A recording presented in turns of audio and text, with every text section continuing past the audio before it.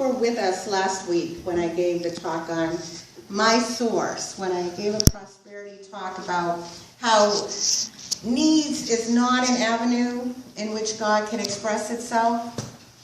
Anybody remember the avenue in which God can express itself? What did we learn last week? Through consciousness, through your consciousness and my consciousness. And so, I didn't feel totally finished with talking about prosperity, so I'm going to do another prosperity talk today. I'm glad you're here. Hang in there, it won't be painful. Remember, you always have free will.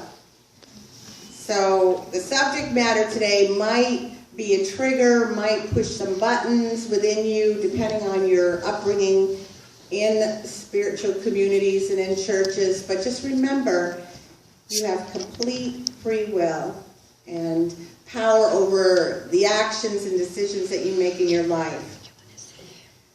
This past Tuesday, as I mentioned, there were 22 of us who came together to do Prosperity Plus 1 with Mary Morrissey. It's a 10-week program, and we'll be doing her second program in October and November of this year. So we really have an opportunity as a community for 20 weeks to study these principles of prosperity, these universal laws, and to learn how to work them and apply them in our lives.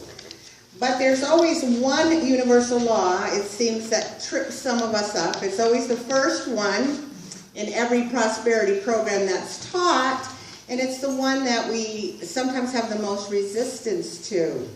And that is the principle of tithing. And that's what I'm going to be talking with you about today. So breathe.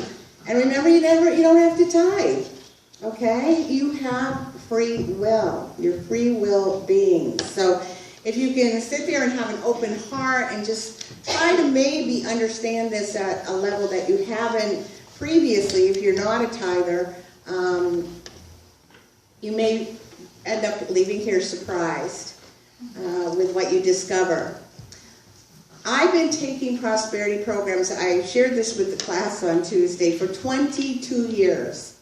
Every single year I do a prosperity program. Now sometimes I've always been the student. Sometimes I facilitate the process. Oftentimes I have since I went into ministry. But I've always taken a 4T class or Keys to the Kingdom or Mary Morrissey's program or Edwin Gaines. I will probably do so, I hope, for the rest of my life. Every single year make that commitment, because these are principles that can take time to get deeply embedded in one's consciousness. And so every time I take it, I go deeper and deeper with my understanding. I have such a good news report to share with you, you're not going to believe it, and it's only happened since Tuesday. So we'll get there. We'll get there. The class is still open Tuesday. Keep your mind open to maybe joining us on this journey. I have the materials with me today. You can get them and get started, catch up on lesson 1 that you missed last week, and actually the lesson I'm giving you today will get you caught up as well. One thing I do want to mention is prosperity is more than just about money. You know that, right? If you've come here for any amount of Sundays, you know that prosperity has to do, yes, with money, but it also has to do with health. It has to do with relationships. It has to do with your overall feeling of contentment and happiness and fulfillment in your life. But today I'm going to talk about money. And I'm going to teach you a spiritual way that is guaranteed to draw more money into your life. Are you interested in that? Yes. Are you game? Well, first, I would like to ask for a volunteer to come up here in the front of the room and take a risk right now with me. I saw Arlene. Arlene's hand went right up. She knows me so well. She knows me so well. She told us in class she would need a volunteer. Oh, I've been dropping hints all week. Yeah. So,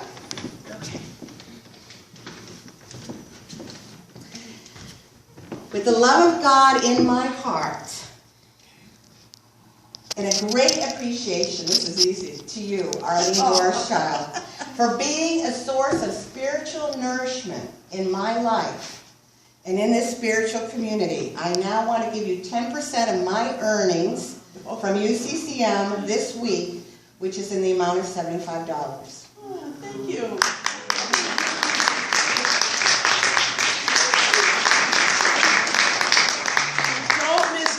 Tuesday. I've had an incredible week, and I have the funniest story to tell you about found money. Yay! Wait, we just found some more. I know, I won't say any more, but it is an incredible story that happened to me this week. Well, thank you, Arlene, for taking the risk. I saw the hand go first, and stepping out in faith, because you see, most of the times it's worth it, folks. Yes. Can anybody tell me what I just did? I tithe from my minister income to Arlene Gorschild. I receive $750 a week from this spiritual community, and every week I tithe $75 every single week. All right? Today I'm going to do 10 times that. So breathe. We're going to have fun. So how did I tithe? The first thing, did you notice? I tithe out of my love for God. 2, I gave 10% of my income, and 3, I gave to a source of my spiritual nourishment. It could have been any one of you, because as your minister, believe me, I'm spiritually nourished by you. All of the time. As you may have guessed by now, the spiritual way that guarantees, folks, that you will draw more money into your life, guarantees it, is the regular practice of tithing. Guarantees it. Think of the law of attraction. Like attracts like. If you want more money in your life, if I want more money in my life, I have to be willing to give more money to the universe. Got to get into the flow of circulation. This is a universal spiritual law. Stick with me. I promise it's going to make more sense to you by the end of this talk, if it doesn't, because you might be saying, that it doesn't make any sense, BJ. This morning, I want to teach you the spiritual law of tithing. Ultimately, like I said, it's going to be up to you if you want to use this practice. If you want to draw more money into your life, it's up to you. You can stay right where you are, struggling paycheck to paycheck or having nothing. But whether you do or not, by the end of this talk, you will be able to answer the following questions. Why do I tithe? How much do I tithe? And where do I tithe? You're going to be able to answer those 3 questions. But first, let me ask you, is there anyone here, anyone, who could use more money in their life? Everybody. How about more God in your life? If you answer yes to either question, more money or more God, it's time for you to tithe. See the time? The time's time. Time for you to tithe. So let's begin. Before I discuss the 3 questions, why to tithe, how much do I tithe, where do I tithe, I want to start with what exactly is this thing we call tithing. In the Old Testament, under Mosaic law, a tithe, a full 10% or 1/10 of their income was required of the Hebrew people. We don't have that anymore. Where free will beings, right? But the most famous reference to tithing in the Bible is recorded in the book of Malachi, chapter 3, verse 10, and it's a beautiful scripture. Just open your heart to hear what this is saying. Bring the full tithe into the storehouse so that there may be food in my house, and thus put me to the test, says the Lord. What's the Lord? I am that I am, putting your higher self to the test, and see if I will not open the windows of heaven for you. What's heaven? Consciousness. And pour down for you an overflowing blessing. In other words, bring the whole tithe to your source of spiritual nourishment, put God to the test, your higher self, and see if God will not open the universe of good in your life and pour you out continuous blessings. Pour you out good fortune so grand that it will overflow in abundance. What an awesome and magnificent promise. Unity Minister Catherine Ponder tells us in her book, how many of you know Catherine Ponder, one of the great prosperity teachers in Unity? If you haven't read her book, start there. She writes in her book, Open Your Mind to Receive, that not only the Hebrews of the biblical era, but people of all great civilizations and cultures have felt that 10, hear this, 10 was the magical number of increase. The ancient Egyptians, Babylonians, Persians, Arabians, Greeks, Romans, and Chinese were among those who used this spiritual practice. This isn't just a Hebrew thing or a Western thing. In fact, there has never been a nation, however remote or ancient, among whom the practice of tithing has not prevailed. Ponder continues to say most of Americans' millionaires, and she would say billionaires now, use this prosperity method. And pointed it out as the formula that brought them their riches. Did you hear that? It was the way that they got to be millionaires and billionaires. The list includes the Colgate, Heinz, Kraft, and Rockefeller families, to name just a few. John D. Rockefeller, for example, made systematic tithing a lifelong habit, and his practice of tithing started way before he became rich. You need to hear that. It was often been reported that in 1855 he tithed 10% from his total annual earnings of $95. How many of you know the author of The Secret? You know that big movie, The Secret, in the book, and it was really big a few years back? It sold millions and millions of copies. Well, Rhonda Byrne has tithed 10% of all her income from the sales of those books and CDs to the places of her spiritual nourishment.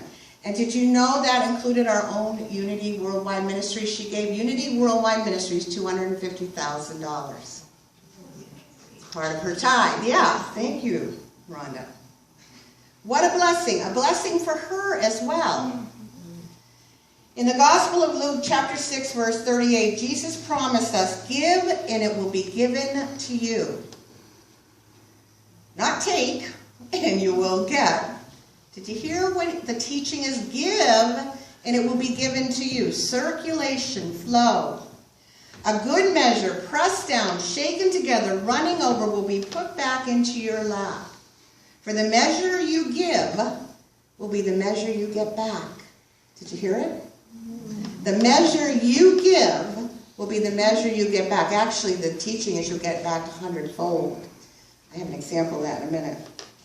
This is the universal law, folks. Like attracts like. The law of attraction that Jesus is speaking of, you receive as you give. If you would like to receive more, what do you have to do? Give more. Give more. But you and I have the complete freedom, like I said, to choose the method and how we ultimately give. So why choose the traditional practice of tithing? Why go that route? Unity Minister Eric Butterworth answers in his book, Spiritual Economics, because the spiritual practice of tithing is an excellent training process. Just listen to that. Training. Ultimately, folks, you want to give even more than 10% of your income out into the universe. Why?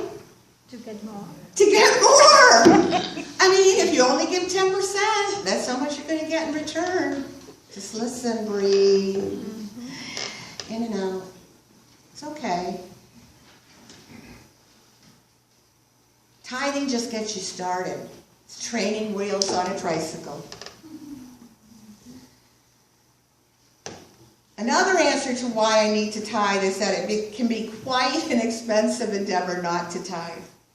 Catherine Ponder gives an example of a man who was a firm believer in tithing, and his wife handled their financial affairs. And he asked her to tithe 1/10 of their income on a regular basis. Yet one year their income was $3,000 less than it had been the year before. And since both he and his wife had worked steadily that year, the man could not understand the decrease. In discussing the matter with his wife, he finally said, "Did you tithe 10% of our entire annual income this year?" And she admitted, "No, I didn't. When the children had all that dental work, I decided we could not afford to tithe right then." And so her husband said, "Well, how much did you withhold in tithes?" $300 was the answer. And the man replied, "That explains why our income was exactly $3,000 less this year." Sounds amazing? Well, I have a similar experience. I shared it on Tuesday with the class, and some of you have heard this before.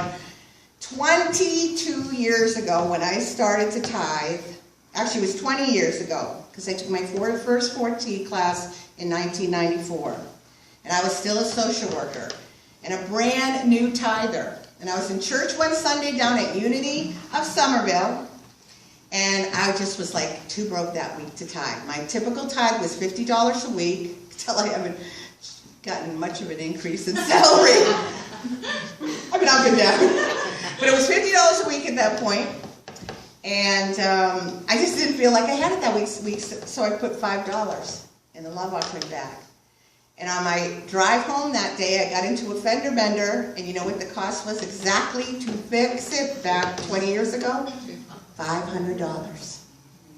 And I said, "Oh, I understand." Now, I'm not saying you're going to get into a car accident if you don't tithe, but my spiritual lessons were coming quick and right to the point when I started to open myself up to these principles. You see, just as we prosper 100-fold through tithing, that we also can sometimes suffer in 100-fold by withholding. And that may be experienced now. You may be like, "BJ, I never have enough money to make ends meet." But it's by that holding on that cycle begins. But it's hard to see it until you are aware of the principles at work. Perhaps we multiply our expenses 100-fold in the other direction, in the direction of our deficit, when we do not tithe. It's something to think about. It's something to consider. Catherine Ponder states that tithing releases a mystical power to prosper you. Do not try to reason. It's not a reason. It's not an intellectual endeavor about tithing. There's nothing reasonable about a seeming miracle. So that brings me to my miracle this week. As many of you know, I just started this prosperity program, Tuesday night. I'm so excited. And we have long-term care insurance through John Hancock for my mom and dad. And when my dad went into a nursing home, we utilized that insurance policy for the 10 months that he was there. They give you $100 a day. Doesn't pay for the whole thing. Any of you know nursing home care is about $10,000 to $12,000 a month, but that was $3,000 a month to offset that expense. Well, I thought you could only use the policy at nursing homes. So anyway, a couple people brought it to my attention, June House, Jill Baldarelli. People were like, "No, you can use it for home care too." Well, I've been having people come and be with my mom for 5 years now and never used the policy. And I have $125,000 in this policy. So anyway, I finally put a claim in. It was like 2 or 3 months ago, and it's just been agony. Calling back and forth, trying to get a decision on it, what workers are approved, and blah, blah, blah, blah. So this week I was really feeling frustrated. I had called and they said, "Oh, we sent out, you've been approved. You've been approved for Right at Home," which is Karen, works at Right at Home, and June House, who's a registered nurse. And we sent it out on April 24th, and you should be getting it. So Saturday, and June can attest to this, the mail comes, and I even hear the mail come.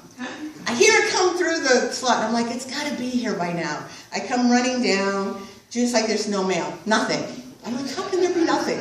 "Well, they took your mail out of the door, but they didn't put anything on it." I'm like, "It's not possible. They're not going to come to the door if they don't have email." But anyway, I open up the door, and there's a package here, but it's something else. Turns out my mom had snuck out of the bedroom and grabbed all the mail, and she was in the bedroom hoarding it. And we had our letter from John Hancock. Well, I tear it open, because I'm like, oh, we got to get going on this. And I see right there, effective 10/1/15. And I'm like, okay, I got to wait a month, but this is good. And then I looked at it again, and it said effective 10/1/10. 10/1/10. Retroactive. We are talking thousands and thousands and thousands of dollars we are going to get. I'm shaking even now. I told my overview with the Hebrew Bible class yesterday because I couldn't contain it. I'm like, I'm going to get like $30,000 or $40,000 like that. You know, because I can't claim everybody who works for us, because some of them don't meet the requirements of John Hancock. But I just even looked back 1 year, and it was over $10,000, and I can go back 5 years. So this is an example. You don't believe it. And I was struggling because I had decided to be very generous with you today, which you'll see how that's going to play out. And then on Wednesday, we had the furnace breakdown, and that cost $458. But I just kept breathing and saying, I'm going to be generous. I'm going to be generous. I understand the universal principles. The more I give, the more I'll receive. So I'm giving 10 times my typical tithe of $75 today, but look at what I'm getting in return. It's more than 100-fold. Come on, guys. There's $125,000 in that policy. And I make the commitment when I receive those checks to tithe to this spiritual community off of them. Do you understand how it works? Open yourself up to the possibilities. Never did I think they'd go retroactive, but God knows better than me. So now let's turn to this. Very quickly to those 3 questions that I stated earlier. Why do I tithe? How do I tithe? And where do I tithe? Well, why do I tithe? Do I tithe just so that I get something more? You probably think so for a moment. I just said, God, I thought I was really giving everything away this week. Absolutely not. If you tithe in that frame of mind, actually, it's going to backfire on you. All right? Because if you tithe expecting something in return, you're really tithing from a motivation of a sense of lack and limitation. Like attracts like. Remember? I tithe because I'm prosperous and I have so much to give. Do you get it? Amen. The reason I tithe is that I know that God is the source, unlimited, continuous source of my supply. And when I put God first and give 10% of my income or more, then I'm acknowledging that God is the one channel and one source of all my good. It establishes a consciousness focused in God. And hopefully a consciousness overflowing with the love of God. You're doing it out of pure love and joy. Charles Fillmore, the co-founder of Unity, states in his book, true giving is the love and generosity, in his book Prosperity, true giving is the love and generosity of the spirit-quickened heart, responding to the love and generosity of the Father's heart. It's so important to tithe out of a profound sense of love for God, for the universe, for your life. In his 4T Prosperity Program, Unity Minister Reverend Stratton Smith says, do not give your tithe until you can do it with love.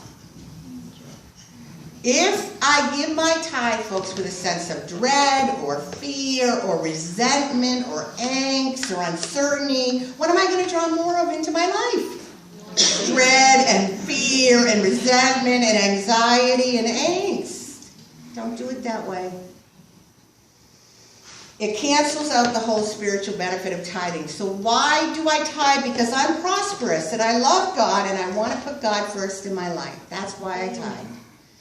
Now for the second question, how do I tithe?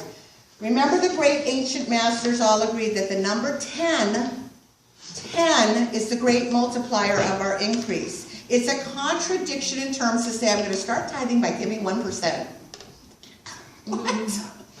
Do you get it? Do you know what tithing means? 10th. So don't say you're tithing, just say I'm giving 1%. Tithe means 1/10. Tithing is always a full 10%. Now this, I'll tell you folks, back 22 years was an incredible challenge for me. I was, as a social worker, $50,000 in debt on credit cards. By the way, I'm debt-free now. Debt-free before I came home 10 years ago. I became debt-free through practicing these principles. $50,000 in debt, living paycheck to paycheck. So this was incredibly scary for me, as it is for most first-time tithers. And it wasn't until I enrolled in Smith's 4T Prosperity Program that I finally began to systematically tithe. And believe me, it wasn't easy. I couldn't understand how giving 10% of my already limited income was going to help me become more prosperous. I couldn't figure that out. Can anybody relate? Anybody ever been there? Well, today I don't even need a paycheck. I'm about to receive thousands and thousands and thousands of dollars just this week. Okay? This is how my life is and has been for probably the last 18 years. How's that? Probably took me a couple years to really get it. But I had to be willing to step out in faith and take a risk. Just like Arlene did earlier in the service.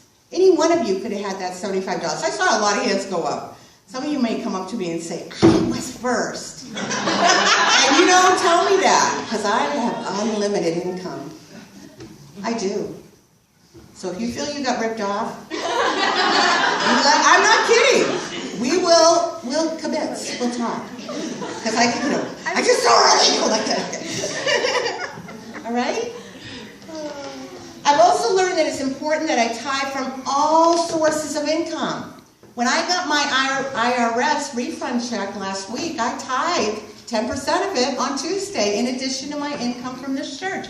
I will tithe on all the money we get from John Hancock. You tithe. Why do you do that? To keep the channels of income flowing. If you only tithe off your income, your salary, that's the only place you'll prosper. There are many channels of income in my life and your life, but there's only one source of that supply. And what is that source? God. Universal principle, universal law, whatever name you want to give it. In order to receive greater and greater blessings from all channels in this unlimited universe, I have to be willing to tithe from all those channels. Not an easy thing. Karen, who is one of the teachers in our program, said that during the class she received $30,000 unexpected dollars, and it wasn't easy for her when she was in the class and an early time tither to tithe 3,000 of that back to the class, but she did it, because if you don't, those channels will begin to shut down. Now for the most important aspect of how to tithe. Tithe immediately off the top before everything else. Because if you don't, before you pay the bills, or yourself or your family, because what happens if you don't do it right off the top? You will not do it. It's gone. Oops, I'll do it next week. Just as I said, and why do I tithe? It's the same for how do I tithe. I put God first. Now for the final question, where do I tithe? I always give to the source of my spiritual nourishment. And that's easy for me because I'm spiritually nourished in so many ways. The source that brings the presence of God in your life and more into your consciousness. Charles Fillmore states the 10th should be set apart for the upkeep of some spiritual work or workers. Maybe my source of spiritual nourishment comes from a book or a song. Maybe some of you felt spiritually nourished by Shannon when she sang her song, Give Your Tithe to Shannon. Maybe you read the book, Mary Morrissey, you're in Mary Morrissey's program, or whatever. Send a tithe to Mary Morrissey. If you read a book like Rhonda wrote, The Secret, send a check to that author. It's not just about giving it to your spiritual community, though if you're feeling spiritually nourished here, give it here as well. I don't put my whole tithe in one place, because I'm spiritually nourished by my coaches and my prayer partners and Unity School, Unity Institute, Silent Unity. There's a lot of places where I feel spiritually fed. Get it?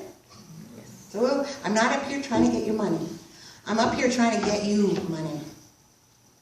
Did you hear that? I'm not trying to get your money. I'm trying to get you money. Boy, I don't believe her. She's just full of it. But I'm not.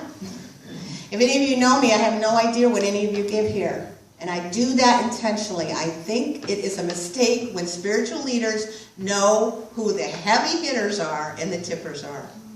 Because it influences them. And if they say they're not influenced, I don't buy it. If you know that somebody is contributing, 50% of your budget every year and somebody else is giving nothing, it's very, very difficult not to be on a human level affected by that. So I have no idea what you give. So that I can see you all in the same light. And one of the things I also want to say about giving, somebody may give $1, but if their income was $10 that week, they tithe. Somebody else might give $100, right? I gotta get this right, Beth. What's 10% of 100? 1,000. 1,000, thank you. But their income was $10,000 that week. So who was more generous? $1. The person who gave $1. It's not how much you give. It's the percentage. If you're tithing, you're being generous and putting God first. And Jesus even pointed out the widow who put in all that she had. And it was like a mite, a penny or something. But that was all that she had, she gave. So this isn't about how much, right? So these are all the important things that I should be putting my money forth to help in these areas. But tithing is about putting God first. By financially tithing to the source of my spiritual nourishment. So then in summary, why do I tithe? Do you remember? Because you're prosperous. I tithe because I'm prosperous and I love God. How do I tithe? 10%. 10% off the top immediately from all channels of my income. And where do I tithe? Spiritual. Yeah, my source of spiritual nourishment. So in closing, if you're willing to step out in faith and take a risk, it just might be the time for you to tithe and to have more money in your life. A spiritual practice that guarantees you will financially prosper. And this morning I'm going to help you get started with that. I'm going to call the board reps forward, Brian and Julie, if you can come forward. And this is not a collection of money, so don't worry. This is a distribution of money. The board reps will now give each one of you a $10 bill. Every man, child, woman in this room will receive a $10 bill. If you can bring the envelopes back to me afterwards, because the kids are going to get it too. So don't forget the musicians, the platform assistant, yourself. Every person in this room gets $10. And I picked 10 for a reason, because what does 10 signify? A tithe. Hopefully it'll be a visual reminder to you. And I give this tithe to you as an expression of my ever-increasing prosperity, and as an expression of my love for God, and for my gratitude to you for being a source of my spiritual nourishment. And most importantly, I give this tithe to you because I want to encourage you to get started with your own spiritual practice of tithing. My assignment to you is today, find a person who has spiritually nourished you. It cannot be me. And give them $1. You just received $10 you didn't know you were going to receive. It's time to start to tithe. Give $1 to someone or something that has spiritually nourished you. For dear friends, indeed, it is that time, isn't it? So let's stand and join together in singing the gifts of the goddess. I love that she picked this song.